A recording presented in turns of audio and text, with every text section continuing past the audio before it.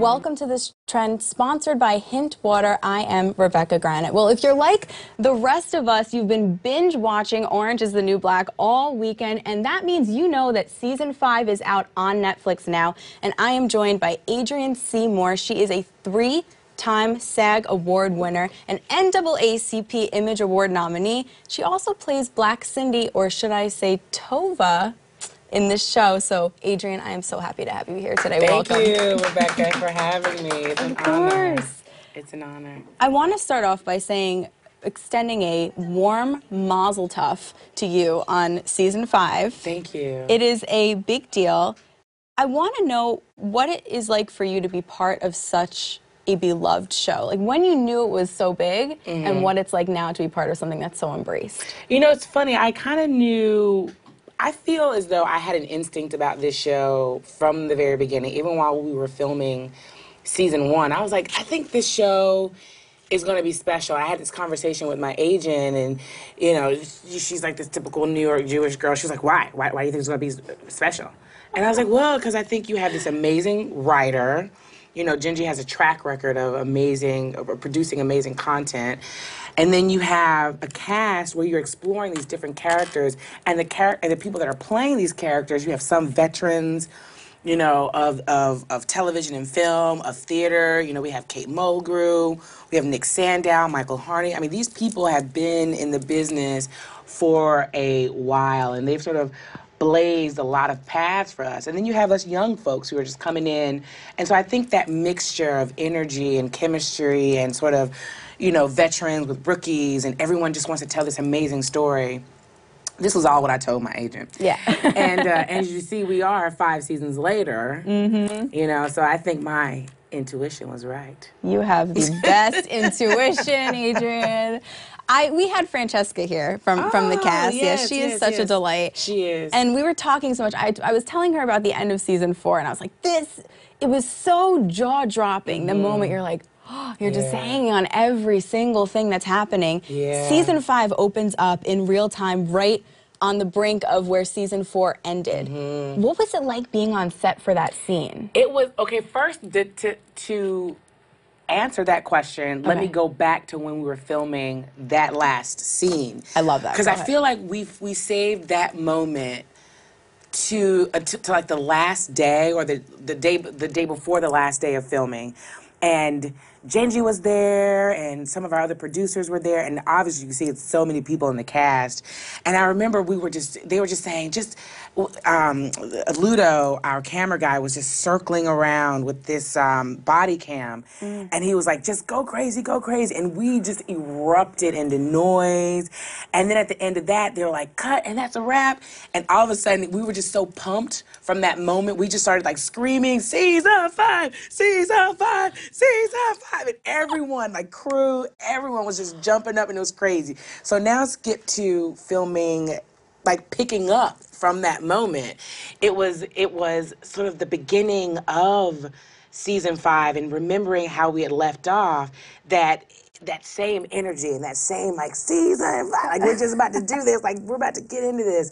So that energy was just on 100% that day. Yeah, well, for sure. It comes across. And you're mixing that with the fact that we haven't really seen each other since we last filmed. I mean, we kind of see each other throughout throughout our off period, but it was like, no, now we're coming back together to start this new season. So it was like a reunion as well. I love that. Your character, Cindy, has had sort of like transformations throughout the show, particularly obviously converting to Judaism. I want to, what did you think when you read the script and saw that's where your character was going? I remember thinking, oh, I'm not going to say what I really said. But I remember thinking that, because it's funny, I always say life imitates art. And Adrienne, in her personal life, had a lot of experience with the Jewish culture prior to them even writing that in. So I felt I was coming in with sort of this, these precepts or these concepts and these ideas of Judaism, because I was a babysitter for a long time here in New York, and a lot of my clients were Jewish families, and so I remember it brought me back to all the times, like my little Max, for example, when she was having, the Friday Shabbats, and how she couldn't really speak all the words, but she would go, ha, sha, sha, sha, sha, sha, sha. And she would do that. It brought me to that moment. And then the funny thing is, literally that same week, her mom reached out to me because her oldest daughter, Lila, was having her bat mitzvah. Oh, goodness. And normally I'd have been like, I'm going to miss this. But I was like, actually, this might be interesting research. So I went to her bat mitzvah and had an interesting experience. What happened? It was boring. It was boring. I don't know if you guys ever been to a bat mitzvah, but they're like.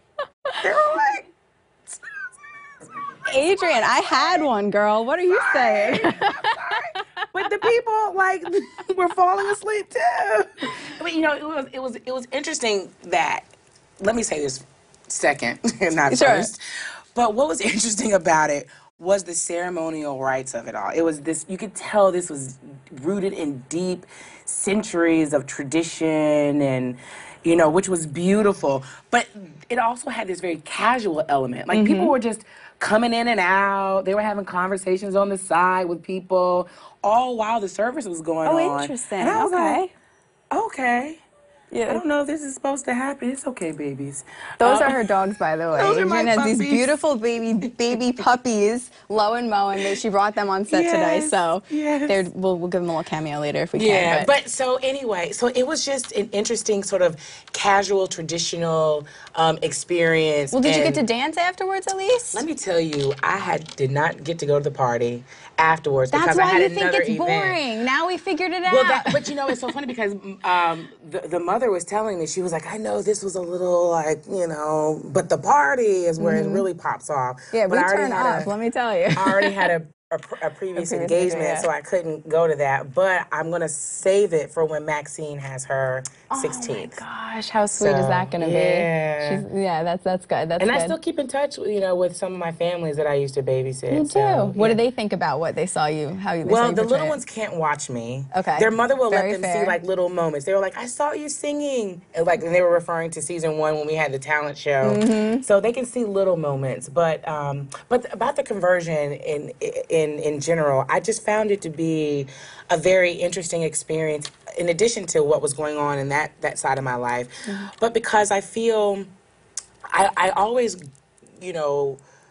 I have this religious sort of spiritual journey going back to when I was in college. I majored in religion, and so I had the awesome privilege of just really getting to understand different cultures and their religious backgrounds. And I find that, and a lot of what Cindy said in her speech is that at the end of the day, I think the important thing, regardless of whatever your religious beliefs are, is just to do God. It's just to have compassion for the other man, your community, and for yourself, and do unto others as you would do unto yourself. And I think that's what Cindy learned in that season. And so that was also something that I was going through in my own personal life. So it was interesting to see the mirror that season. Yeah, well, in Orange, you have a unique opportunity. Yeah. Specifically with your character, to address 2 major issues in society. You have racism, and then you have anti-Semitism at the same time, both of which you get to portray in your character. When you set out to do, to portray this character, you were able to do this through comedy. You were able to do this being serious as well. You get both tools. When you set out to do this, did you sit down and say, okay, how am I going to approach this? How am I going to get this message across to those who are watching while tackling these huge issues for people? I always think about, how my character serves the storyline, and what it is that the writers are trying to come out, say, and what they're trying to do, and what they're trying to speak about. So that's always stays in the back of my mind for sure. But I always try to have a level of freedom and play and sort of what's going to happen, you know, because you don't know what your other castmates are going to do. So I always try and keep it free and open. And speaking, for example, of the scene where she's giving her speech to the rabbi, the first few times that I did that scene, I played it in a very comical, you know, sort of way. But then as the camera got closer and as the words got deeper into my spirit and I thought more about what it was that she was trying to come across and say, I was like, really, this is what I identify with. I remember being that, you know, girl growing up in the South in church and all the you know, trying to do everything right, you know, because you don't want to be considered a sinner. And so that struggle and all those things sort of hit me at the same time as I was, you know, because when we film, we're doing the same scene sometimes over and over and over again from different angles.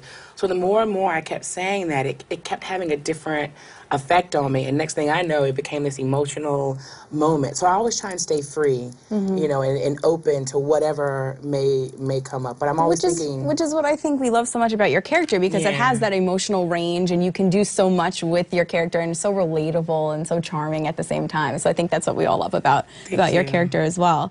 Going into season 6 now, obviously, we're jumping ahead a little bit. We haven't gotten a script yet. I don't know. When do you guys start filming? I know a little bit, but I'm not going to tell you. Yeah, well, obviously you can't tell. I know like some things, but I'm not going to tell you. Well, when do you start filming? Do you know that at least? I do. We start at the end of July. Oh, okay. So it's coming up pretty soon. It's coming up. Is there anything that you hope, because Orange is the New Black tackles so many issues in society, is there anything that you hope they'll tackle? Is there anything that you hope to get out there? Yeah, I love how we're already delving into racism. And I think we need to explore, yes, racism, but also how we as a community and a culture of different races can come together. You know, racism, when you think of racism, you think of division, right? You think of superiority, inferiority. But what about cultural inclusion? And so I think, you know, because the interesting thing about prison, it's a microcosm of the world, right? And I think how we sort of operate in society, they find those same sort of rules within their prison. And so I think it's a great breeding ground to really talk about, okay, we know what racism is, we know how racism can affect us as a whole, but how can cultural inclusion and actually learning about each other and understanding each other and coming together. And we start tackling that a little bit in this season, you know, because we have to unite against the opposition. Yes. You know, so we start talking about that. So I think it'll be an interesting thing to continue to develop over the next few seasons. That is great. We are going to move on to the 10 for 10 challenge. Okay. You have 10 questions and 10 seconds to answer each one.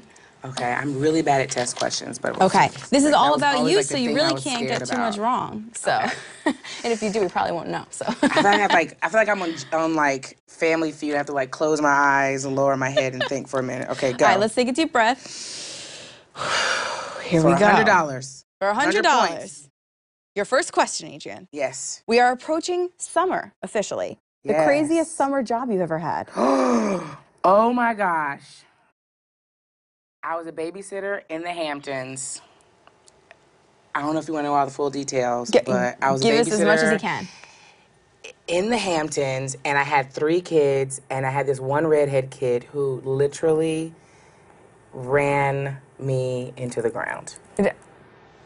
He was just a fiery personality. One time I was driving him to go get pizza, and he like literally straight up jumped out of the car while it was rolling. Okay. That's the craziest summer job for sure. So I love that. Ran me into the ground. I'm going to give you 2 Orange is the New Black yearbook questions, essentially. Okay? Who from the cast is most likely to get you the best present? The best present, Tasty. Okay. Has she gotten you one, or is this a future? Actually, Danielle, on a side note, really does give good gifts. Like she thinks about it. And because I'm trying to think what she gave me. She gave me like this little Echo Dot, Amazon Echo Dot this Christmas, and it's like the best thing. I put it by my bed. I'm like, Alexa, set my alarm for 6 a.m.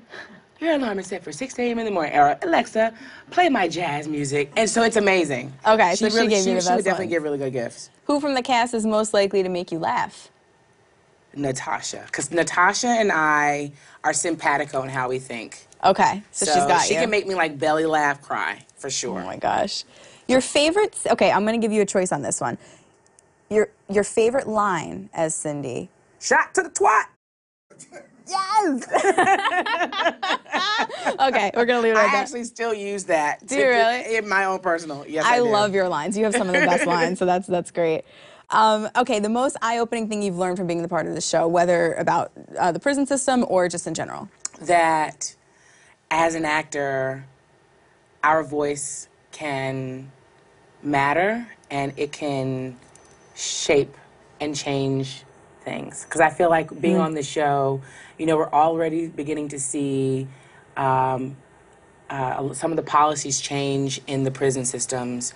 So I think that, you know, I'm not just saying words and they're falling on dead ears, that they're actually making an impact. And it's causing a conversation. Yeah. It's causing a conversation. No, that's huge. A show, you know, you guys are on Netflix, so a show you love to binge. I am binging House of Cards, Call the Midwife. Okay. And a couple of reality shows, but I just... Yeah, we just leave those. That's like the thing you admit, but you don't admit. Yeah, well, I'm with you. I do that all the time. So yeah, that stuff is good. Black Ink Crew. Okay. Yes. Next you have a singing background as well. Yes, I do. Ooh, listen to that. That's all you're gonna get. No, it's like that's more I thought we were gonna get. So we're good. What's the song you're into right now?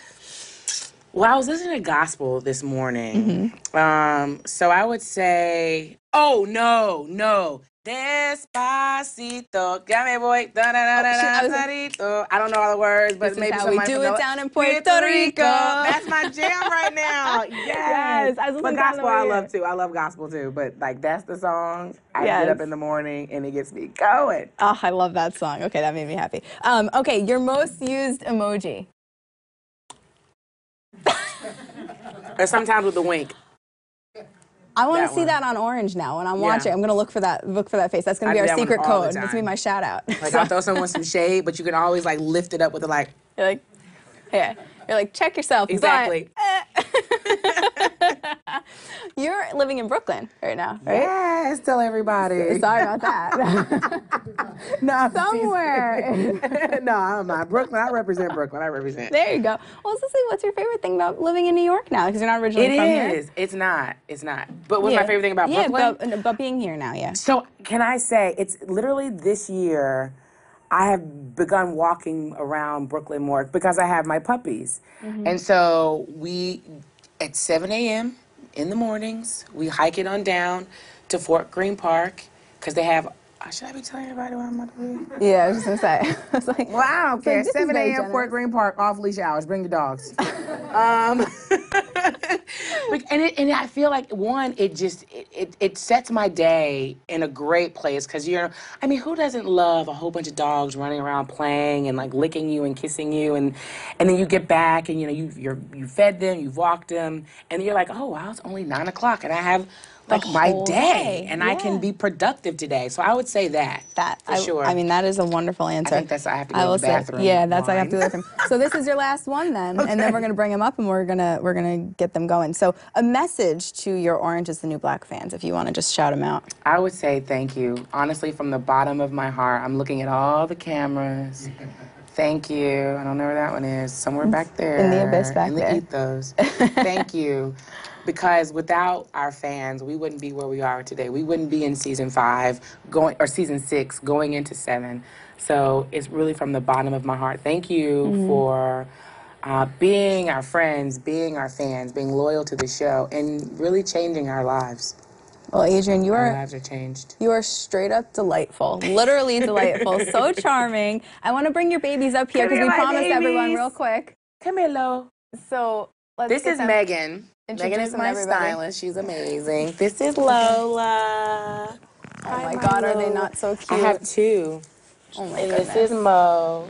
I call them Lo and Mo. Lo and Mo. And Lola. She's licking you. Look at that. How cute. Oh my gosh. I don't want you to lick my makeup though. Oh Lola actually lost a tooth last night. Oh God. She's amazing. Oh no. They're really low key, which is really, except when they bark, which is like when another dog comes by. Well, the dogs Yeah. won't be there, but we wanted to let everybody know that obviously season 5, Orange is the New Black, is out on Netflix right now. So go ahead and go binge to your heart's content. And Adrienne, thank you for being here. We're going to go play with puppies now. Thank you, Rebecca. Thank you so Hi, much. baby.